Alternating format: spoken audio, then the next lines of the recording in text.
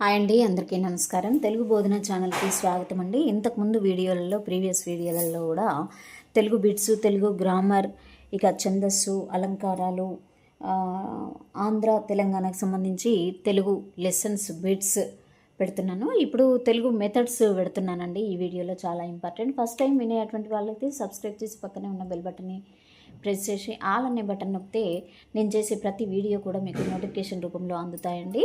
బాగా పర్ఫెక్ట్గా వీడియో వచ్చిన వెంటనే ఆ బిట్స్ చదివి మీకు మీరుగా టెస్ట్ చేసుకోండి.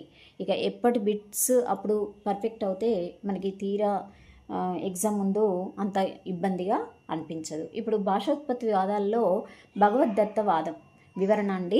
ఈ భగవద్దత్తవాదం భగవంతుడు మానవ జన్మను ఏ విధంగా ప్రసాదించాడో అలాగే పరస్పర భావ వినిమయానికి భాషను ప్రసాదించాడని ప్రాచీనులు విశ్వసిస్తున్నారు. విశ్వసించడము అంటే నమ్మకం అన్నమాట. భగవంతుడు మానవ జన్మను ఏ విధంగా ప్రసాదించాడో మనకి, అలాగే మనం మాట్లాడేటువంటి భాషను కూడా మనకు గిఫ్ట్ లాగా ఇచ్చాడు అనేసి అందరూ కూడా ప్రాచీనులు నమ్ముతున్నారనమాట.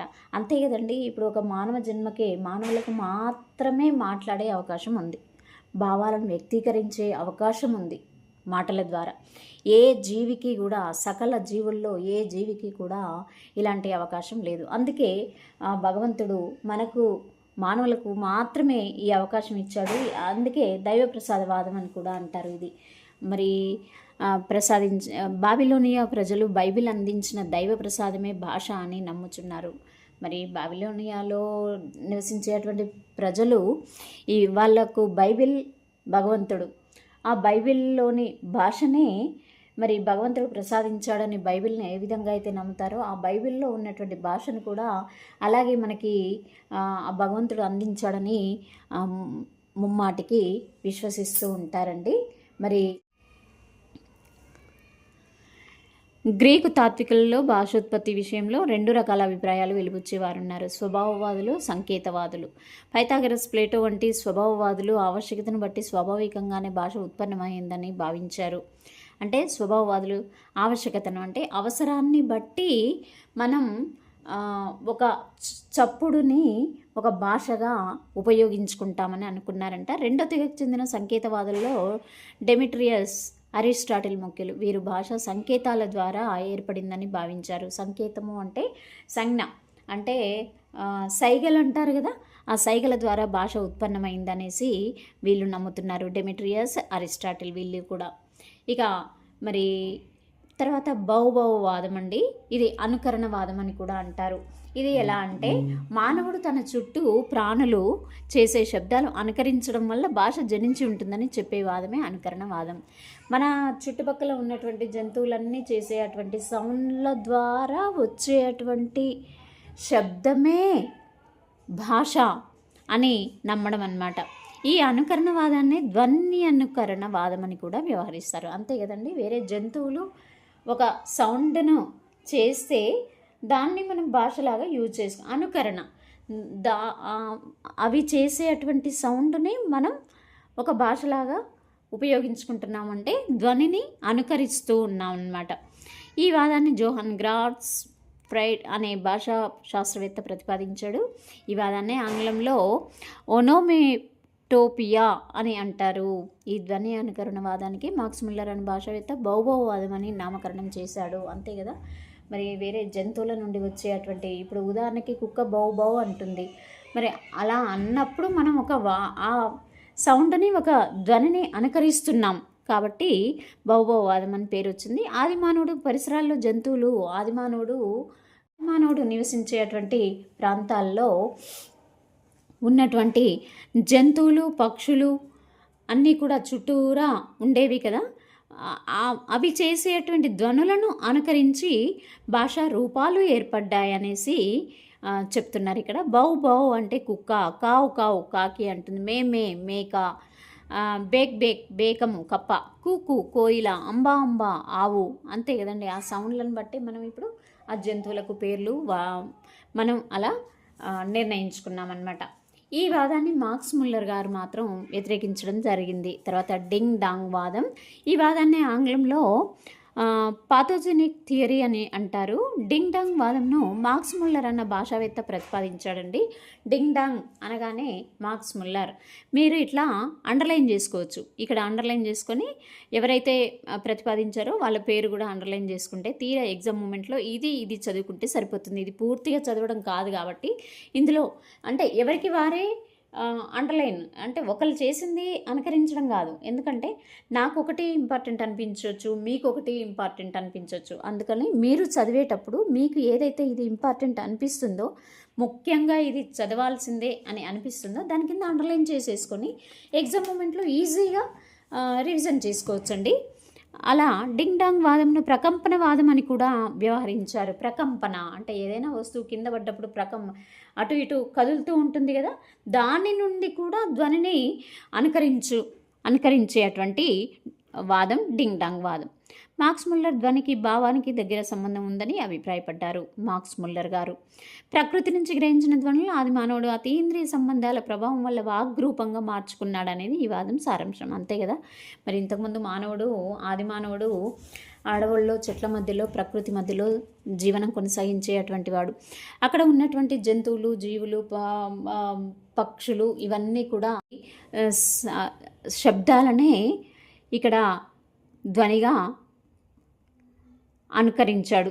ధ్వనికి భావానికి దగ్గర సంబంధం ఉంది. కరెక్టే కదండి. ఇప్పుడు మన మనసులో ఒక భావన ఉంటుంది. ఆ భావనని మనం ఎదుటి వాళ్ళకి చెప్పాలంటే ధ్వని కావాలి, మాట కావాలి. ప్రకృతి అంతా లయాత్మకం, ప్రతి పదార్థం వస్తువు ప్రకంపన కలిగి ఉంటుందని అటువంటి ప్రకంపనల ఆధారంగా భాష జనించిన డింగ్ డాంగ్ వాదం నొక్కి చెప్తుంది. అంటే ప్రతి వస్తువు కూడా అది ఏ విధంగా అది జరిపినా కింద పడిన ప్రకంపన అనేది వస్తుంది. దాని ఆధారంగా కూడా భాష జనించింది అని ఈ డింగ్ డాంగ్ వాదంలో నొక్కి నింపబడుతుందండి. మరి పూపూ వాదం, ఈ వాదాన్ని ఆశ్చర్యవాదం అని పిలుస్తారట. ఇది మొత్తం అండర్లైన్ చేసుకోవచ్చు. ఈ వాదానికి కొండికల్ అనే భాషావేత్త ప్రతిపాదించాడు. ఆశ్చర్యవాదం కొండికల్ ఇది అండర్లైన్ చేసుకుంటే మీకు ఈజీ అవుతుంది. మానవుడు తనకు నొప్పి, భయం, ఆశ్చర్యం మొదలగునవి కలిగినప్పుడు కొన్ని ప్రత్యేకమైన ధ్వనులు చేస్తాడు.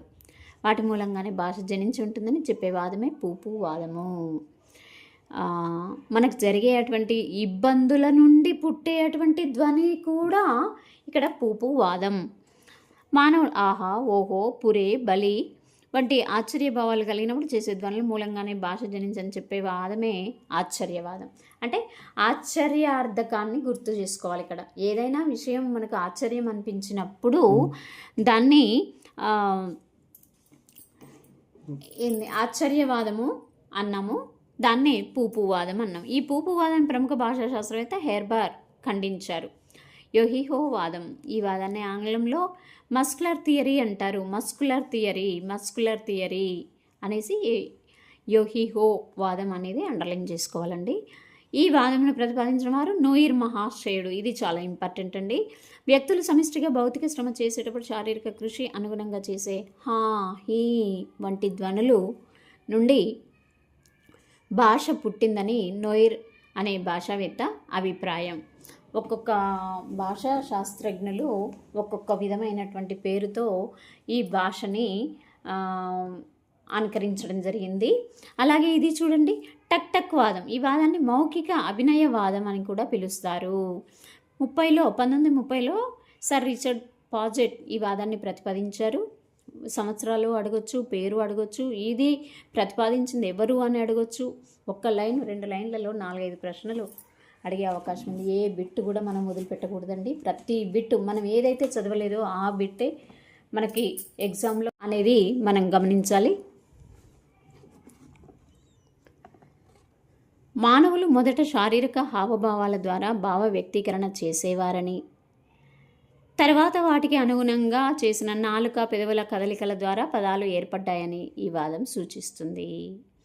శారీరక హావభావాల నుంచి కూడా ఈ టక్ వాదం ఏర్పడింది అని చెప్పడమే జరుగుతుంది.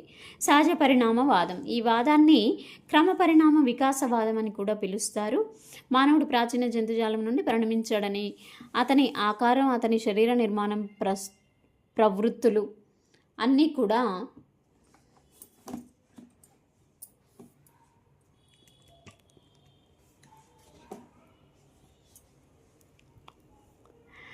ప్రాచీన జంతుజాలం పరిణమించాడని, అతని ఆకారం, తన శరీరం, నిర్మాణం, ప్రవృత్తులు క్రమంగా పరిణమించాయని, అలాగే భాష కూడా క్రమేణా పరిణమించిందని చెప్పే సిద్ధాంతమే క్రమ పరిణామ వికాసవాదం అంటారు. ఆది మానవుల తీసుకుంటే ఆది మానవులు ఎలా ఉండేవారు? వస్త్రాలు లేకుండా పచ్చి మాంసాన్ని భుజించడం, పచనం చేయకుండా భుజించడం, అలాంటి దాని నుండి మనం బాగా డెవలప్ అయ్యాం కదా. అందుకే దీన్ని సహజ పరిణామవాదం అని కూడా అంటారు. ఇంకొకటి ధాతువాదం అండి. ఇది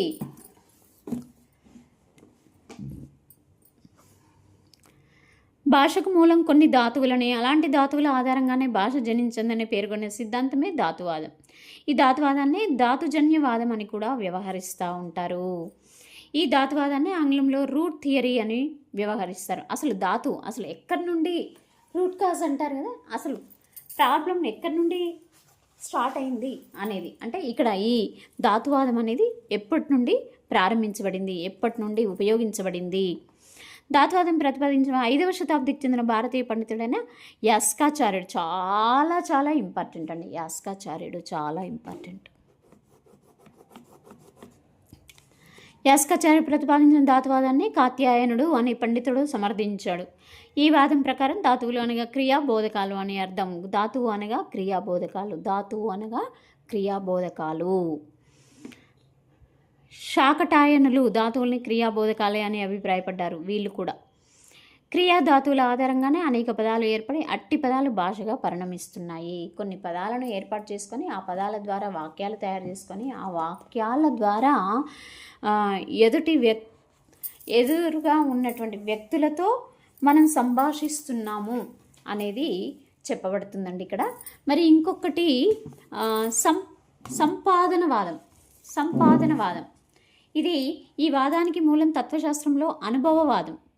ఏదైనా ఒక సంఘటన అనుభవించిన తర్వాత దాని నుండి వచ్చినటువంటి భావానికి ఒక పేరు పెట్టడం జరిగింది. సంపాదనవాదం బ్లూమ్ఫీల్డ్ అతని అనుచరులు ఈ సంపాదనవాదాన్ని ప్రతిపాదించారు. ఈ సంపాదనవాదాన్ని తత్వశాస్త్రవేత్తలు అనుభవవాదంగా వ్యవహరిస్తున్నారు. అంతే కదా, తత్వము లోతుగా ఆలోచిస్తే మాత్రం, పరిశీలిస్తే అనుభవాల ఆధారంగా ఈ వాదం ఏర్పడింది. సంపాదనవాదం. ఈ సంపాదనవాదాన్ని మనస్తత్వ శాస్త్రవేత్తలు ప్రవృత్తివాదంగా వ్యవహరిస్తున్నారు. వ్యక్తి యొక్క ప్రవృత్తి అంటే వ్యక్తిత్వం అన్నమాట. శూన్యంగా ఉన్న మానవుని మనస్సుపై అనుభవం జ్ఞానముద్ర వేస్తుందని అనుభవవాదుల నమ్మకం. అంతే, కాముగా ఉన్నటువంటి ఏమీ మనసులో లేనటువంటి ఆ మానవుని మనస్సుపై ఒక సంఘటనను అనుభవించడం ద్వారా దాంట్లో ఉన్నటువంటి భావాన్ని వ్యక్తీకరణ చేయగలుగుతాడు. అందుకే అది అనుభవవాదులు సంపాదనవాదం అని అన్నారు. మానవుడికి జన్మత అతని పుర్రిలో భాషా విషయక అవశేషాలు ఉండవని, మానవుడు అంతా విని పెద్దలను అనుకరించి అభ్యసించి భాషను నేర్చుకుంటాడని చెప్పే సిద్ధాంతమే సంపాదనవాదం. అంతే కదండి, మనం పుట్టినప్పుడు ఏ మాటలు రావు, ఏ భావాలు ఉండవు. పెరుగుతూ ఉన్నప్పుడు ఇంట్లో ఉన్నటువంటి వాళ్ళందరినీ కూడా అనుకరిస్తూ ఉంటుంటే మనకి భాష వస్తుంది, మనకి అన్ని ధ్వనుల యొక్క మూలం కూడా తెలుస్తుంది. ఈ వాదాన్ని నోమ్ చామ్స్కీ ఖండించడం జరిగింది. అలా కాదు అనేసి ఖండించే వాళ్ళు కూడా ఉంటారు కదా, ఖండించారు. స్వతసిద్ధవాదం. తత్వశాస్త్రంలో అనుభవవాదం పునాదిగా జనించిన సంపాదనవాదాన్ని ఖండిస్తూ వెలుగులోకి వచ్చిన వాదమే స్వతసిద్ధవాదం. హేతువాదాన్ని స్వీకరించి భాష జన్మతః స్వతసిద్ధమని భావించిన శాస్త్రం నోమ్ చామ్స్కీ. అంటే మనం జన్మించినప్పుడు మాటలు రాలేదు, కాకపోతే మనకు మనం నేర్చుకుంటాం కాబట్టి స్వతసిద్ధవాదం. ఎదుటివారిని చూసి మనం నేర్చుకుంటాం కాబట్టి దాన్ని స్వతసిద్ధవాదం అన్నారు. అలాగా నోమ్ చామ్స్కీ అని వాదించడం జరిగింది. భాషా దక్షత స్వతసిద్ధం కాకపోతే 5-6 ఏళ్ల చిన్న వయసులోనే శిశువులు మాట్లాడడం సాధ్యం కాదని నోమ్ చామ్స్కీ వాదన. కరెక్టే, ఇలా చూస్తే ఇది కూడా కరెక్టే అనిపిస్తుంది. పుట్టినప్పుడు ఎవరికి మాటలు రావు, భావాలు లేవు, కానీ అనుకరించడం ద్వారా ఇదంతా మాటలు వస్తాయి, భావ వ్యక్తీకరణ చేస్తారు చిన్నపిల్లలు కూడా. అందుకని నోమ్ చామ్స్కీ గారు దీన్ని స్వతసిద్ధవాదం అని అన్నారు. భాషాశాస్త్రంలో సమూల మార్పులు తెచ్చిన వాదం స్వతసిద్ధవాదం. ఎక్కువ మంది భాషావేత్తలు ఆమోదించిన వాదం స్వతసిద్ధవాదం. అంతే, ఎవరికి వారే స్వతహాగా నేర్చుకుంటారు కాబట్టి సరే కొంతమందికి నేర్పిస్తారు, ఇంకా కొంతమంది వాళ్ళు ఎదుటి వారిని అనుకరిస్తూ భాషను నేర్చుకొని వ్యక్తపరుస్తూ ఉంటారు. కాబట్టి దీన్ని చాలామంది శాస్త్రజ్ఞులు ఆమోదించారంట స్వతసిద్ధవాదాన్ని. ఈ విధంగా వాదాల యొక్క వివరణలు ఒక 10 రకాలు ఉన్నాయండి. ఒకటి ఏంటి అంటే భగవద్దత్తవాదం, 2 బౌబౌవాదం, 3 డింగ్ డాంగ్ వాదం, 4 పూపూ వాదం, 5 యోహిహో వాదం, 6 టక్ టక్ వాదం, 7 సహజ పరిణామవాదం, 8 ధాతువాదం, 9 సంపాదనవాదం, 10 స్వతసిద్ధవాదం. ఈ విధంగా అన్నింటినీ కూడా నేర్చుకొని పర్ఫెక్ట్ అవ్వండి. ఒకసారి మంచి మైండ్తో, ఫ్రెష్ మైండ్తో చదివితే ఒకసారి చదివింది చాలా బాగా గుర్తుంటుందండి. తెల్లవారుజామున లేచి చదివితే ఇక చదివింది చదివినట్టే, కంప్యూటర్లో ఫీడ్ చేసుకున్నట్టుగా మన బ్రెయిన్లోకి ఎక్కిపోతుంది. శ్రద్ధ పెట్టి చదవండి, మంచి మార్కులు తెచ్చుకోండి, టెట్లో క్వాలిఫై అవ్వండి, డిఎస్సిలో జాబ్ తెచ్చుకోండి. All the best. Thank you.